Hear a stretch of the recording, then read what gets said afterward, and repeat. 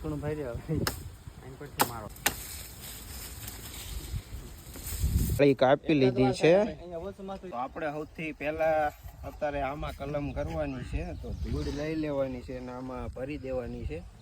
પછી સૌપ્રથમ ચેતુડી વાઈ દેવાની છે આમાં. અને ચોમાસામાં આપણે કીધું એમ કે આ જમીનમાં વાવી દઈશું એટલે ડાયરેક્ટ ચોંટી જાય. અત્યારે ખાલી આની માવજત કરવાની છે.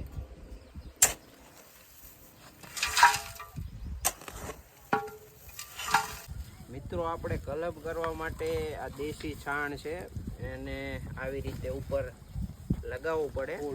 એનું કારણ ગમે હોય એ આપણને નથી ખબર, પણ કે છે આવી રીતે આપણે છાણ ઉપર લગાવેલું હોય એટલે ઝડપીથી આ ફૂટતું હોય છે અને ઝડપીથી ઝાડું હોય ને આની હારે ચોંટી જતું હોય છે.